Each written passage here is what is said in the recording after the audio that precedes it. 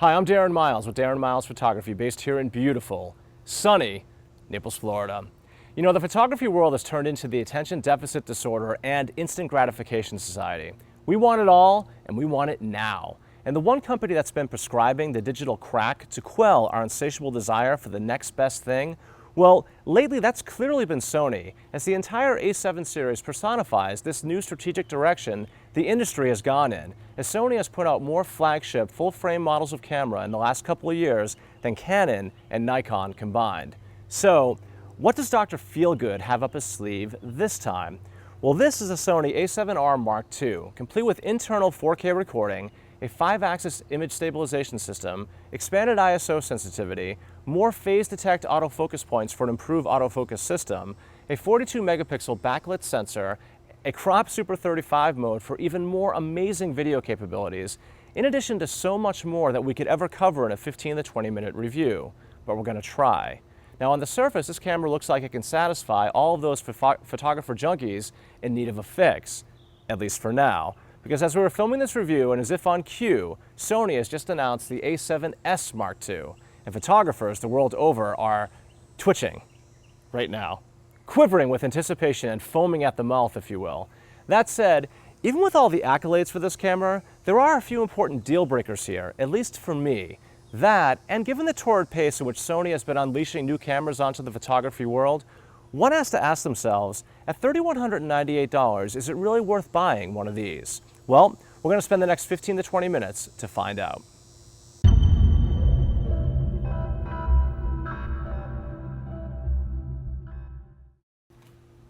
Okay, so first let me start with a disclaimer.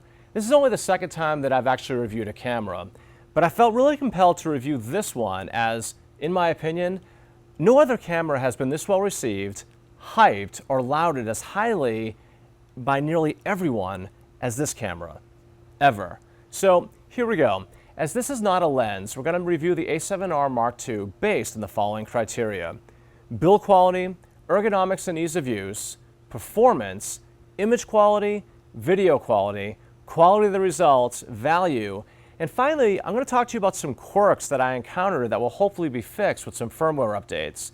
And then we're going to wrap it up with a conclusion and some recommendations. Now, keep in mind, we can't cover everything, so let me apologize up front if we miss something that's important to you, as I'm going to try to hit as many highlights as I possibly can while still maintaining some semblance of interest. So, with that out of the way, let's get on to the review of this groundbreaking camera courtesy of Sony.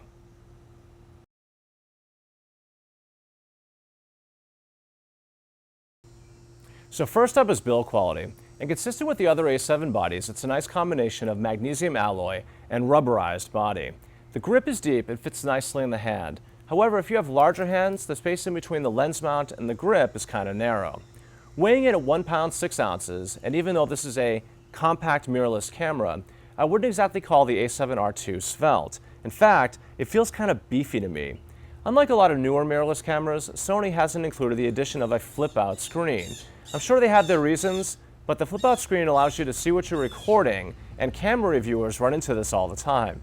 Now, I'm sure this feature wasn't top of mind for the Sony engineers when they were putting this camera together, but it would have been nice to have one. Instead, we get the same screen since the debut of the A7, and it tilts up and down at an angle, making overhead shooting and below-the-waist shooting easier. Button and dial placement, well, they're just okay, but there's a lot of them, specifically a lot of custom function buttons, which is a big plus, and it's also a big minus, because sometimes you forget what function you've assigned to which button. I wish the rear control dial wasn't as recessed as much as it is.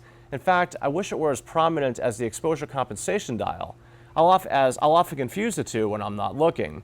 I'll get more into the buttons and in the ergonomics section, but just know that the button placement is good, and the buttons themselves aren't mushy. In fact, they're very tactile with a nice quality feel. Lastly, the doors to the HDMI and mic ports, well, they're kind of cheap and plasticky, which flies in the face of the rest of the body, which is solid. Now overall, it's a nice combination of metal and grippy rubberized sections for your hands. It's not completely sealed, it's just dust and moisture resistant. And the space between the grip and the lens mount is kind of tight, which can be uncomfortable for shooters with larger hands. This is really no different than the other A7 bodies. It's unfortunately just the nature of our quest for smaller and smaller full-frame camera bodies. And lastly, It's on the beefy side for a mirrorless camera weight-wise. In the end, though, it's a job well done. So for build, the A7R II gets a 9.5 out of 10.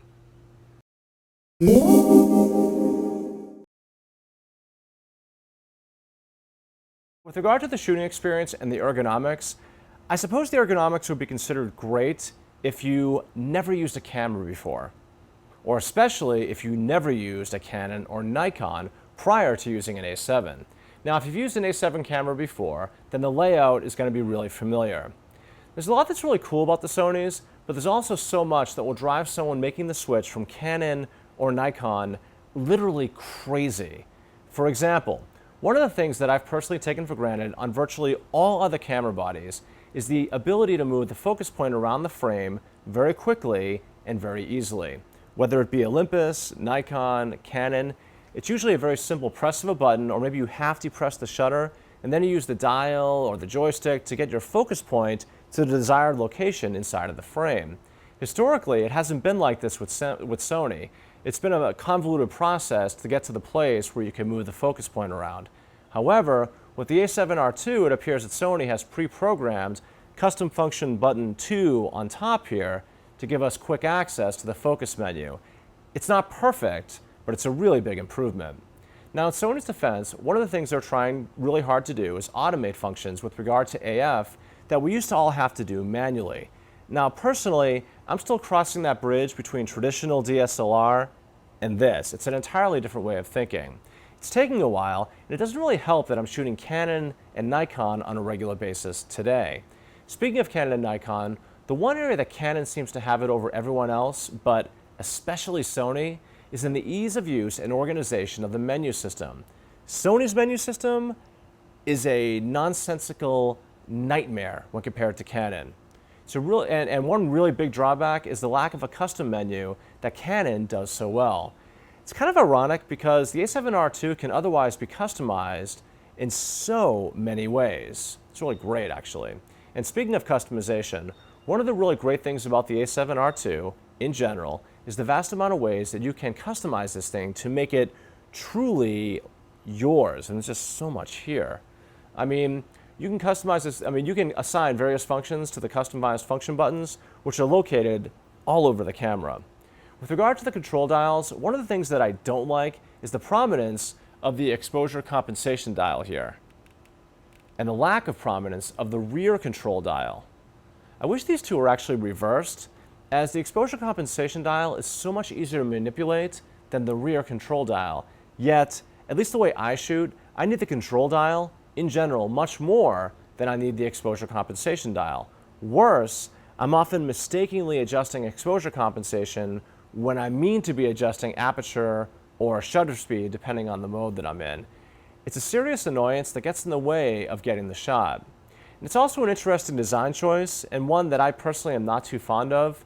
It's like this on every A7 body, so I guess Sony actually plans on sticking with this. Now, Sony has also introduced a locking button here on the mode dial in order to move it from mode to mode. Personally, I never had a problem with this mode dial getting knocked around before on previous A7 bodies, and this to me comes off more of a solution in search of a problem, but all the other manufacturers are doing it, so why not Sony? Now, one of the areas where Sony has separated itself from the big boys is with in-camera application. From the neat and consumer-oriented sharing memories application to the robust and admittedly confusing time-lapse app, that's also a $10 charge for an application. $10 really for time-lapse. Anyway, there are a variety of applications that you can buy to further expand the capabilities of your camera, making the Sony A7 series in general part iPhone. Overall, it's a highly customizable camera with mostly well-placed and tactile high-quality buttons and dials, except for the aforementioned rear control and exposure compensation dial. Anyway, and custom function buttons that again are placed all over this camera. One thing you have to keep in mind is you just have to remember which custom function you assigned to which button and then stick with it, because it can get confusing if you keep changing those function button assignments around. So it does take some getting used to, especially again if you're coming over from Canon or Nikon. But anyway, so for ergonomics and ease of use, the Sony gets an 8 out of 10.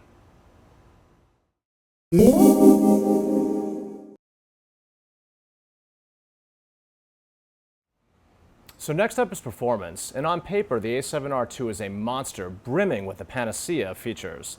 Sony has gone out of its way to try and make the A7R II the camera for nearly everyone. You shoot landscapes? Here's a 42 megapixel sensor for ridiculous detail. You shoot in low light? Here's amazing low light and high ISO performance.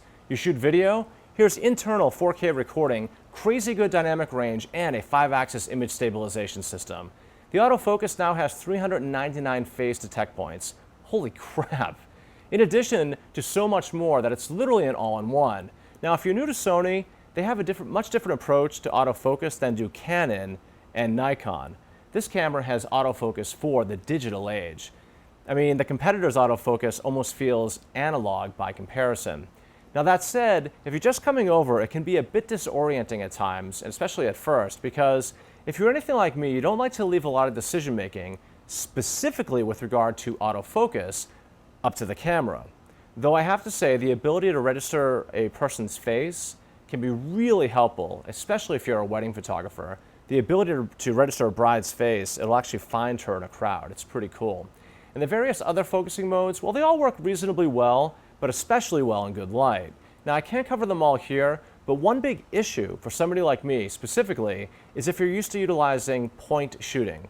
Like Canon and Nikon, that is, you pick a single movable point and move it around the frame to the spot where you want to shoot, and voila, you start shooting. Well, that's the kind of AF where the performance of the A7R II, to me, it's frankly just kind of okay. Now, to be clear, it is definitely better than the A7 II and the A7S. And it's also kind of strange because the A7R II will nail focus in crappy lighting when you think it shouldn't or can't, but then it won't focus in crappy lighting when you think it can or should. So it's kind of weird. All in though, autofocus is still not quite up to that of a DSLR.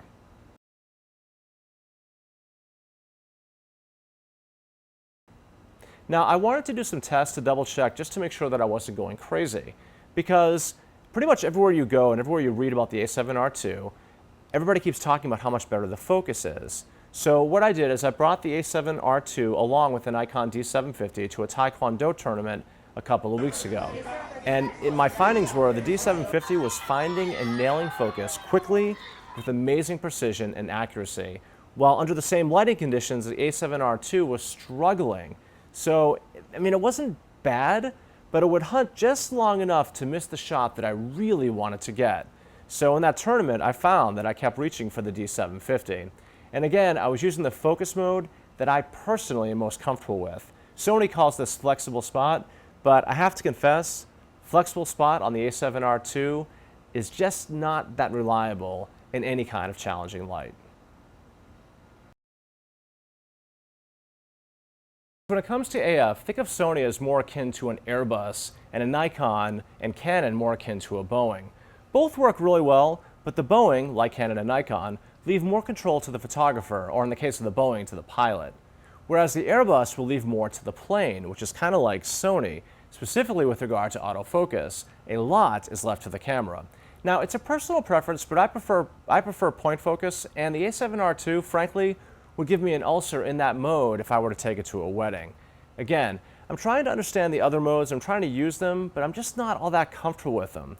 For example, wide, which is one of the modes, is a bit of a wild card, especially in a crowded room, even with registered faces. I just don't feel all that confident that I'm going to get the shot that I'm intending to get. However, if you're shooting portraits, then the eye detect autofocus is just a piece of awesome. Really, it's fantastic. Other areas of concern, like every other A7 body, the one really big and really well documented shortcoming is the battery life. Frankly, it just sucks. Really, it sucks. 290 shots is beyond bad. It's terrible. These days, it's not crazy to shoot 1,200 to 1,500 images during an 8-hour wedding. And if I were to shoot an A7R II, that would mean that I would need to bring between 4 and 5 batteries during that time span. Now, speaking of weddings, something else of concern, and to me this is a biggie, we still only get one memory card slot. Now, I know a lot of people will disagree with me, but without a second card slot, if you shoot weddings, just world according to me, I think you're playing with fire. I think you're playing a dangerous game. Missing the backup card slot alone is enough for me not to use the A7R II as a primary camera in a wedding, and frankly, I couldn't recommend it as for a wedding, period. My opinion. I realize that people think differently than me. Now on the plus side, and there's a lot of plus sides to this camera, the buffer is just awesome. It's so much better than my G750. In fact, in high-speed shooting, which is 5 frames per second, I was able to rattle off 23 RAW files before the buffer was maxed out. That's huge, especially when you consider that each RAW file is generated from a 42 megapixel sensor. Startup time, it's a bit on the slow side, especially when you're changing batteries. The 5-axis image stabilization is ridiculously fantastic. It's Tom Brady good, and that's good. For example, in stills, I was able to get a sharp shot handheld in as slow as 1/4 of a second. That's pretty amazing. Now the in-body image stabilization was good if I was standing still in video, but if I was moving around, it was kind of meh and just not that pretty at all. The EVF is a thing of beauty. It's bright, accurate, and it's the first time I've generally preferred an EVF over an optical viewfinder. It's just awesome. One other oddity, and not sure if this is just an issue with my specific camera, but every now and again, the camera would forget settings that I had already programmed, and I found that I would have to periodically reset and reprogram some of those custom functions. That was a little bit odd, and it happened a couple of times. Now, that aside, all in, the A7R II is a feature-packed monster, loaded with some jaw-dropping features. Really, too many to cover in this review. But if Sony can get the point, also known as flexible spot, autofocus working perfectly, and close to a DSLR, especially in iffy lighting conditions, and if they would just add an additional memory card slot, please, just add the card slot, then just those two things alone could be the final hurdles for the A7s will need to overcome to get to the promised land. So for performance, because the A7R II does so many things so well, we give it a 9 out of 10.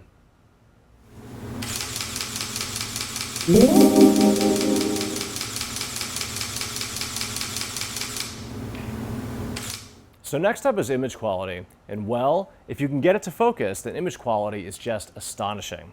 When combined with some of Sony's native glass, specifically the 55mm f1.8 and the 35mm f1.4, then the image quality the A7R II is capable of putting out is just eye-popping. ISO capability has been expanded to 102,400, but that's really more for marketing than it is for reality. But I found the shots to be perfectly usable up to ISO 12,800. Even at ISO 25,600, the shots were typically really grainy with a lot of speckling, but in some cases, I think you could use these shots. If you in fact converted them to black and white, you could actually yield something really, really special. Now, dynamic range has been improved as well, with the A7R II now coming in with approximately 12 stops of dynamic range, meaning you can pull a lot of details out of the shadows, which, based on my experience with Canon, I used to use a 5D Mark III, that kind of just kicks Canon to the curb. Now, truthfully, I don't need to spend a whole lot of time in this section of the review, because let there be little doubt, the A7R II is capable of best-in-class imagery. So for image quality, we're going to give the A7r Mark II a perfect 10 out of 10.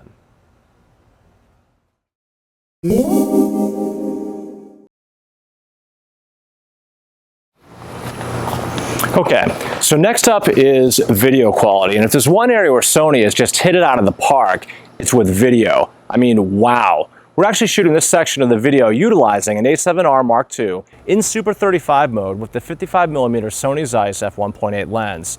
This thing has full-frame in-camera 4K recording, plus a Super 35 mode with even better video quality, especially at high ISOs. Not to mention the flat profile, the S-Log, is only 800 ISO natively, making it much more usable without having to stack ND filters onto the end of the lens like we had to with the A7S. We're getting clean and usable video all the way up to ISO 12,800. It's amazing. And again, even more amazing and cleaner in the Super 35 mode. If the A7R II were just a video camera, it would be a great value. But the fact that it can do both stills and video very well make it amazing. The camera also does a great job of follow focusing. Watch this.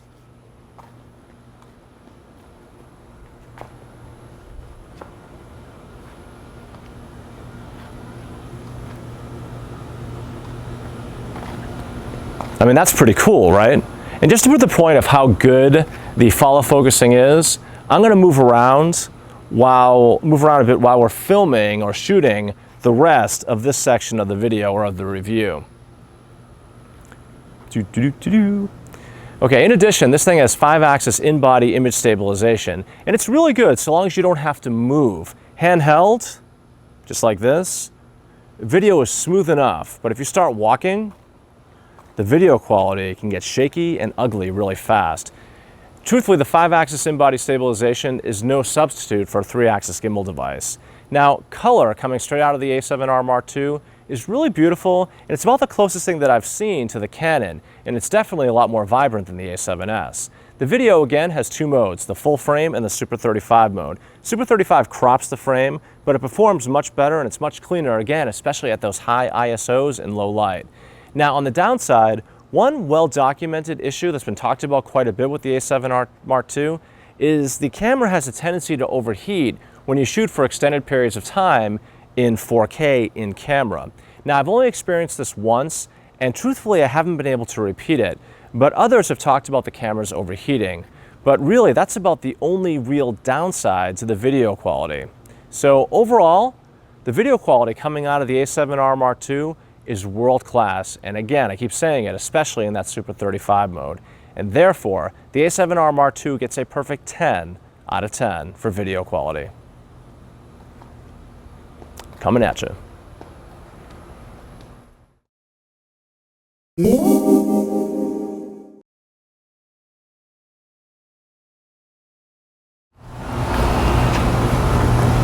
So next up is the quality of the results, and truthfully, I'm not going to waste your time, because the bottom line is the A7r Mark II is capable of photographic and cinematic awesomeness, really. However, as with all of my reviews, rather than me talking about the quality of the results, I'd rather just show you the quality of the results. The next 2 to 3 minutes will be a series of stills and video clips showcasing the power and the quality of the A7r Mark II, and this thing is an all-around amazing camera.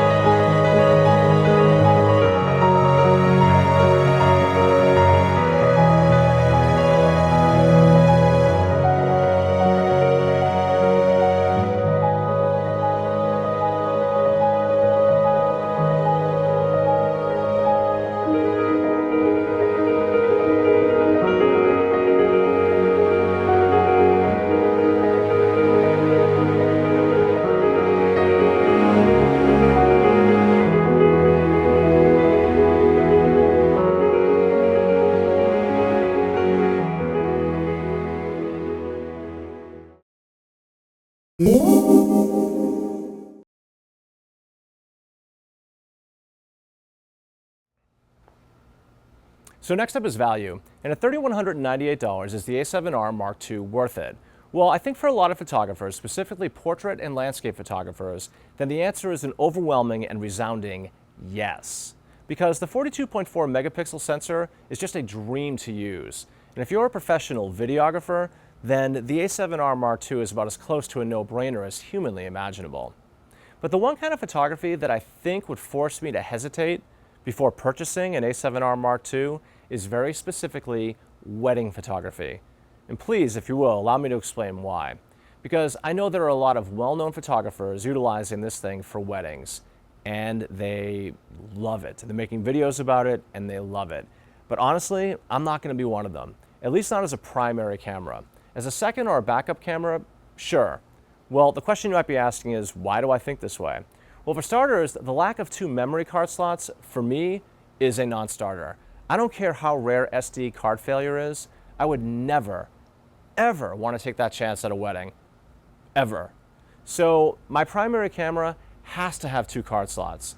The other area that doesn't work for me is the mediocre autofocus performance, specifically in low light and crappy light situations, again, specifically utilizing the flexible spot AF in the A7R Mark II. The AF in this camera is, again, considerably better than previous A7s. It really is, but it's still not a DSLR, not yet anyway. And lastly, the A7R Mark II, frankly, this thing has shitty battery life that would force me to bring 3 to 5 batteries for a wedding. Now, world according to me, I don't want or need to be thinking about power savings during a wedding. I need to be focusing my efforts and my attention on getting the shots that I was hired to take. And to me, worrying about battery life is a distraction that I do not want, nor do I want to be dealing with during a wedding. Now, again, that's just me, and that's what makes me comfortable. I can't speak for you. Now, that said, there is a battery grip available for this thing, and that certainly improves things. But even 2 Sony batteries is equal to about 1/2 of one Nikon D750 battery. And again, at $3,198, I can't make the decision to buy this camera for you, but for just about any kind of photography or videography, then I think the A7R Mark II is a monster, just not with the way that I am personally comfortable shooting a wedding. So for value, the A7R Mark II gets a 9.5 out of 10.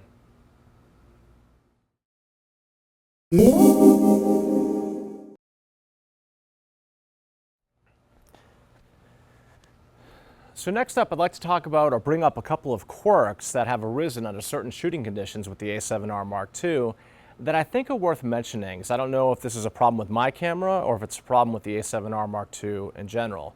Because with any new camera, there are always going to be some phenomena that get corrected with firmware updates. So that said, I'm confident that if in fact these are real issues with all the A7R Mark IIs, that Sony will correct these things going forward.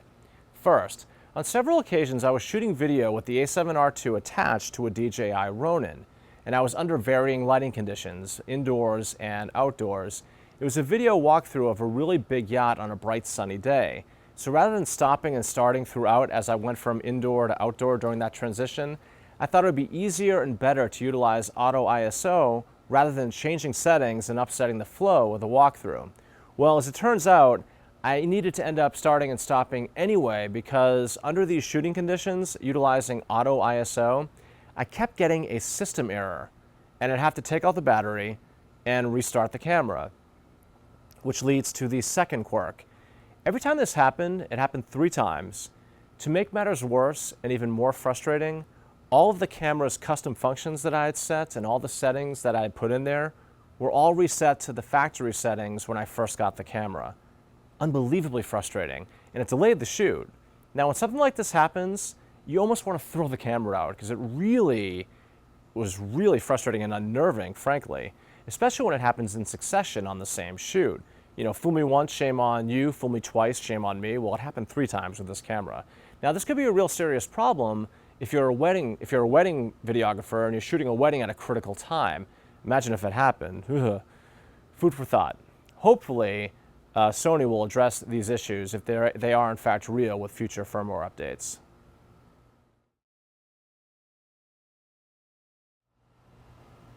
So to wrap up this review, we gave the Sony A7R Mark II a 66 out of 70 and our highly recommended rating. The final word.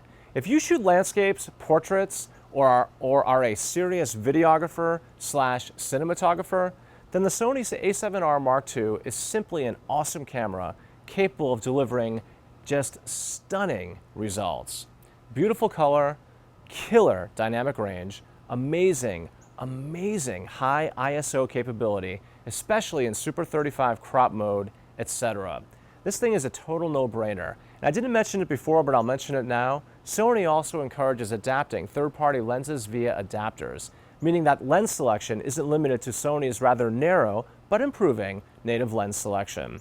Now, on the other hand, I'm personally not comfortable recommending the A7r Mark II specifically to wedding photography professionals.